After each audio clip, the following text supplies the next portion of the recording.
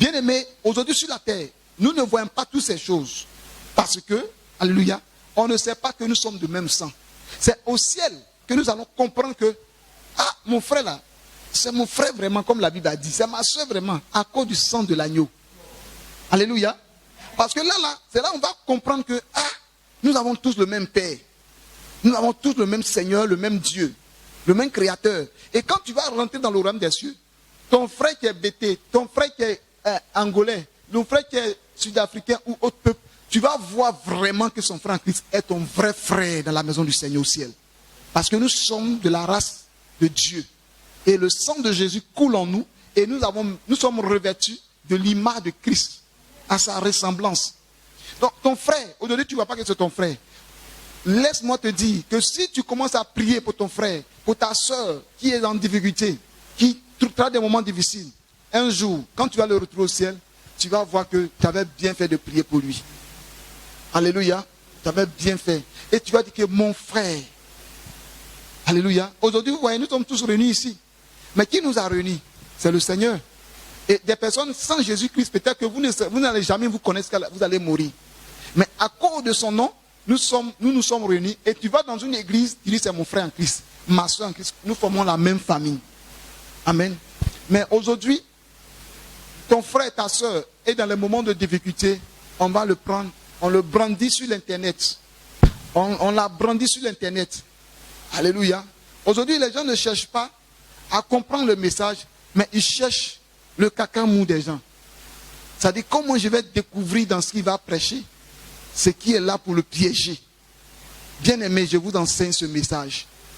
Il faudrait qu'on ne cherche pas toujours le faux des autres. Ne cherchons pas à rapporter la nudité des autres au dehors. Amen. Je reviens un peu aussi sur l'internet, ça me tient à cœur. Laisse Jésus pour aller prendre le pouvoir mystique. Et vous savez, un jour le Seigneur m'a dit une chose. De faire très attention parce que Satan cherche toutes les occasions possibles pour égarer les chrétiens. Pourquoi? Parce que la Bible a dit que celui qui blasphème comme Dieu sera pardonné.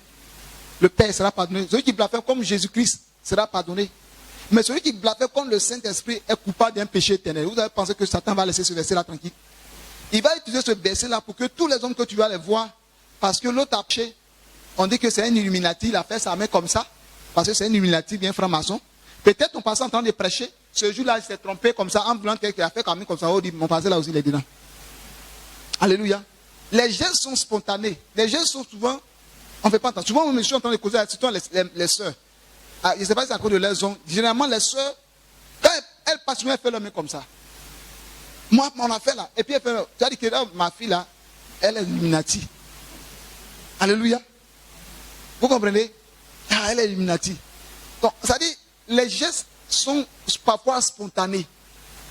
Alléluia. Il y a des choses que tu ne fais pas attention. Vous comprenez?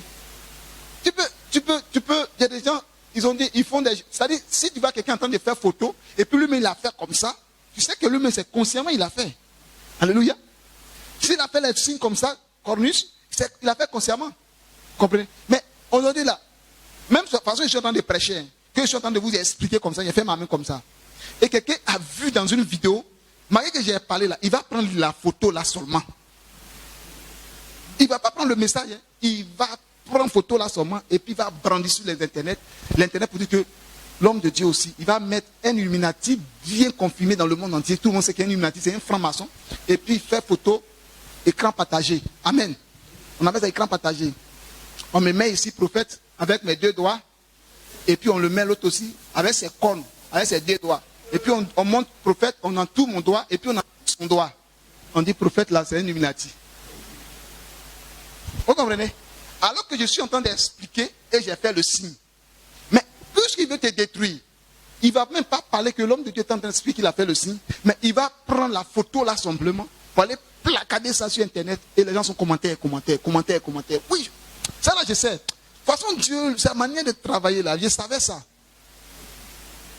Je savais que lui là, il n'est pas clair. Non, homme de Dieu, sois béni. Dieu, nous sommes en dernier temps. Dieu est en train de révéler, dévoiler les faux serviteurs. Ils seront mis à nu. Le prophète Paul Moïse d'Olivera, je vous assure cet homme-là. C'est son alliance qu'il a fait avec le diable. Oh, aujourd'hui, on a attrapé. Et là, ça vient. C'est un Illuminati. Donc moi-même, là, il ne connaît même pas la route d'Illuminati là-même. Alléluia. À cause de ça même, on ne peut même pas s'asseoir pour faire la main comme ça, pour réfléchir un peu. Tu fais ta main quand tu réfléchis un peu, on dit le gars là, ça c'est le signe d'Illuminati. Mais souvent même Dieu nous a créé pour voir, on peut faire comme ça pour réfléchir un peu. Mais tu fais comme ça, on dit, oh, tu as vu, les Illuminati, leur signe en fait, ils font leurs doigts comme ça. Amen. Donc bien aimé, faisons très attention. Ne rapportons pas la nudité du Père au dehors. Amen. Vous savez, vous devez prier pour les hommes de Dieu. Amen. Vous devez prier pour eux. Ils ont besoin de vos prières. Ils ont besoin de vos soutiens.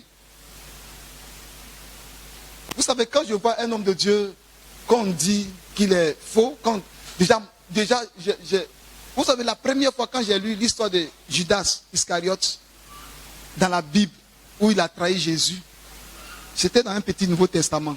J'ai pleuré comme un enfant. J'ai pleuré de toutes mes larmes. La première fois où j'étais enfant, avec le Nouveau Testament, j'étais entre ceux deux pas là. Et je lisais la Bible, et je suis tombé. On dit Judas l'a trahi.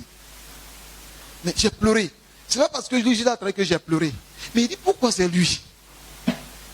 C'est-à-dire mes pleurs c'était ça. Pourquoi c'est lui? Amen. Pourquoi c'est lui? Et puis, quand la Bible m'a dit qu'il a eu le remords et il allait se pendre là, mes pleurs ont commencé à grandir encore. J'ai pleuré. J'ai failli tomber malade. Alléluia. Parce que ça pouvait être toi. Ça pouvait être toi. Alléluia. Ce qui est arrivé à Judas, ça peut t'arriver. Bien aimé, quand vous lisez la Bible déclare, je vais vous montrer quelque chose. Tant que nous ne sommes pas morts, ne nous glorifions pas. Gloire à Jésus.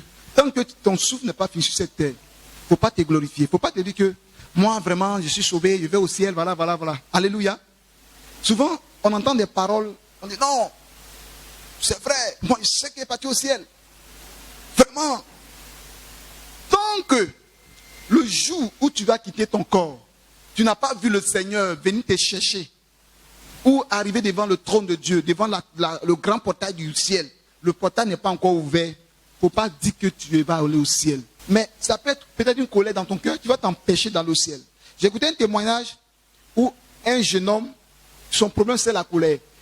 Au moment qu'il s'approchait, parce que la Bible déclare que la porte est étroite. Donc au moment qu'il venait, sa poitrine grossissait. Il grossissait avec la colère. Au moins il a vu à la porte.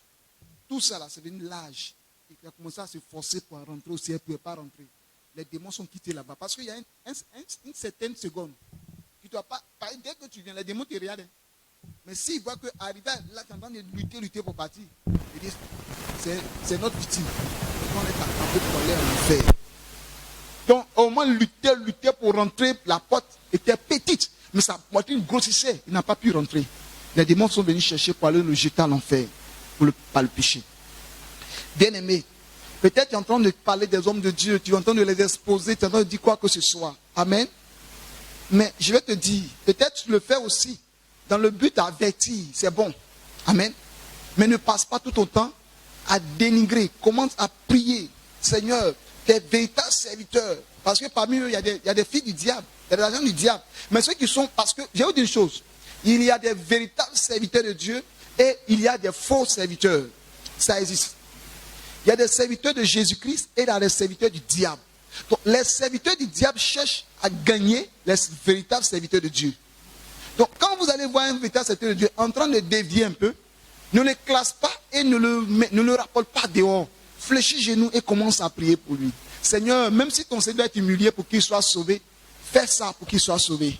Alléluia. J'ai regardé un témoignage sur l'internet où un jeune pasteur ghanéen, il est parti prendre médicaments chez un marabout féticheur très reconnu au Ghana. Et il a pris le médicament, à un moment donné, il a vu que ça ne donnait rien. Donc, il n'a même pas payé même. Et il a laissé, il dit, il ne fait plus.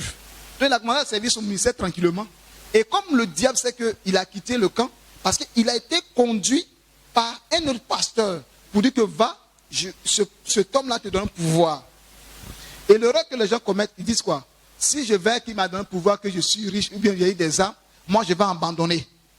Or, ils ne savent pas que le diable, il est rusé. Amen. Il ne va pas te donner gratuitement. Il va te piéger par un pacte que tu vas signer avec lui. Tu vas payer quelque chose, arriver là-bas, tu dis non, il prend gratuitement. Non. Même si tu veux prendre crédit, on fait un papier. Pour dire que bon, j'ai pris la dette plutôt, je dois payer tant. Ce papier-là, partout tu vas partir, ça te condamne. Donc le diable amène des personnes à signer le pacte, soit à faire couler le sang, à laper le sang, ou à boire une potion magique, et puis une potion magique pour que demain, quand tu dis je ne fais plus, on prend ça pour t'accuser. Donc le pasteur, le jeune pasteur est parti là-bas, il a fait un moment, il a laissé tomber. Et à un plein culte, le gars atterrit un dimanche à l'église. Pour ceux qui ont suivi la vidéo. Il dit, moi ça m'a fait pitié. Ça m'a fait pitié. Quand le pasteur a vu le monsieur venir, il est parti l'accueillir sur la voie pour dire que, non, bosso, on appelle bosso. On n'a qu'à régler ça entre nous. Pardon, viens dans le bureau. Le gars dit non. Le gars venait à son cortège. Tout le monde le connaît. Il a accosté rapidement pour ne pas qu'il rentre dans l'église. Mais le gars, non, mal connaît le diable. Il va commencer à l'exploser. Oui, tu as pris mon pouvoir, tu ne veux pas payer. Voilà. Aujourd'hui, le gars, il était mélangé. Jusqu'à il est venu avec la police. Ils sont venus l'attraper, ils l'ont interviewé. Et que moi, j'ai pu entendre, il dit oui, je reconnais que j'ai pris. Mais j'ai su qu'à l'après, c'est un ami qui m'a conduit là-bas. Je n'ai pas trouvé nécessaire. Je vais abandonner. Sinon, je reconnais ça. Et je voyais sa sincérité. Mais malgré qu'il disait ça, commentaire que les gens ont laissé, faux pasteur, les insultes, on n'insulte pas ci, on n'insulte pas là, on n'insulte pas ci, on n'insulte pas là. N'oubliez pas que c'est un serviteur de Dieu. Alléluia. Saül, il est parti consulter dans la Bible. On voit Saül consulter une femme nécromancienne. Vous comprenez? Le péché peut arriver. Mais si celui qui se ressaisit et qui se répand, Dieu est avec lui. David a commis l'adultère, mais Dieu ne l'a pas laissé dans ça. Il s'est repenti sincèrement, Dieu l'a repris. Mais je n'ai pas dit à quelqu'un d'aller commettre l'adultère et dire, bon, je vais me repentir. Mais je vais parler à celui-là même, inconsciemment, par un pied du diable. Il est tombé dedans, il est tombé dans le pied du diable. Et qui se ressaisit, Dieu est avec lui. Mais c'est là ils ont pris pour balancer dans tout le monde entier. Ce jour-là, c'est qu'il y a des fidèles qui aiment rapporter les chams là. Avant d'arriver à la maison, ils ont dit, appelé, oh, aujourd'hui tu as attrapé notre pasteur. Allô, tu es où? Notre pasteur, c'est un féticheur. Au lieu de pleurer, je savais qu'il y a des... Et ce jour-là, j'ai vu que il y a des fidèles qui étaient là, qui avaient mal. Parce que, écoutez une chose, le pasteur que tu entends de l'exposer, n'oublie pas qu'un jour tu as fait du bien. Un petit bien il t'a fait. Mais aujourd'hui, tu as entendu une mauvaise nouvelle sur sa vie. Tu jugules. Vous, notre pasteur là, c'est un faux. Yo, il t'a parlé, non? Le gars là, il ne m'a jamais inspiré. Alors que toujours tu viens dans son église. Il ne t'a jamais inspiré, il faut partir. Alléluia. Mais quelqu'un qui ne t'a jamais inspiré, mais tu dis que non. Ne cherche pas le caca mou sur les pasteurs. Amen. Ne cherche pas toujours que le pasteur là, non. De toute façon, je le vois là. Est-ce que lui là, il n'a pas un problème? Amen. Est-ce que quelqu'un comprend la parole du Seigneur? Alléluia. Et le pasteur me faisait pitié. Moi, j'ai coulé des larmes. Mais c'est que ça fait la joie de d'autres pasteurs. Alléluia. Donc, je dis aux fidèles, les fidèles, aujourd'hui là, ceux qui insultent les pasteurs sur les réseaux sociaux, ce ne sont pas les pasteurs, hein, ce sont les fidèles. Allez-y regarder les commentaires. Les gens vont parler, les gens vont insulter, les gens vont parler. Alléluia. Mais il y a des commentaires qui sont bien. C'est-à-dire que le Seigneur est ses serviteurs, à ne pas tomber dans ces pièges. Que le Seigneur identifie ses vrais serviteurs, pour ne pas que les mauvais, les faux serviteurs les emballent. Moi aujourd'hui, on mélange lui là a fait ceci. Nous sommes à la fin des temps. Le code d'église est devenu comme la jungle. Amen. Même les vrais, on les accuse de faux. Et finalement, quand tu écoutes les messages même là, il y a un doute dans ton cœur. Type là. Vous comprenez? Donc, je vais revenir sur mon passage. Hein. Et c'est pour vous dire quoi? Satan connaît les stratégies. Il sait que dans la maison de Dieu, Si tu blasphèmes contre le Saint-Esprit, tu es coupable d'un péché éternel. C'est-à-dire un péché où on ne peut pas effacer. Même le sang de Jésus ne peut pas effacer ce péché-là. D'attribuer les choses saintes, les choses sacrées de Dieu à Satan. Vous dites ça là, c'est Satan qui fait. Quelqu'un prie pour un malade, il est guéri. Tu dis non, non. Ah, il ne croit pas. Hein. Parce qu'il a prié, il a poussé le monsieur là. Et puis il est parti, il a marché 2 fois, 3 fois. Est-ce que Jésus-Christ, même avant de prier pour quelqu'un, il a marché, il est parti, il est venu. Est-ce qu'avant il a fait ça? Qu'est-ce que tu cherches dans ça? Alléluia. Vous comprenez? Ne fais pas comme Pierre, plutôt, excusez-moi, comme Pierre. Il a dit à Pierre, aujourd'hui tu peux mettre ta ceinture. Tu peux porter ton habit. Mais il va arriver un moment donné, c'est quelqu'un d'autre qui mettra à ta place. Pour dire que quand tu vas vieillir là, tu ne pourras pas faire toutes ces choses-là. C'est quelqu'un qui a fait. Et Pierre voit Jean qui vient, il dit au Seigneur, et celui qui vient là-bas. Le Seigneur lui a dit, si je veux qu'il reste éternellement, toi, où est ton problème? Toi, suis-moi. Tu n'es même pas encore mort. Tu es en train de dénigrer des pasteurs. Tu ne sais pas ce qui va arriver devant là-bas. Tu es en train de rapporter tout au dehors. Mais tu ne sais pas que toi, ta fidélité, peut-être tu n'as jamais commis l'adultère. Peut-être tu n'as jamais volé, tu n'as jamais escroqué, tu n'as jamais parti voir un marabout. Mais tu ne sais pas ce qui peut t'attendre demain. Gloire à Jésus. Est-ce que vous entendez le message? Parce que si bon que tu es, demain tu peux tomber. Lisons la Bible.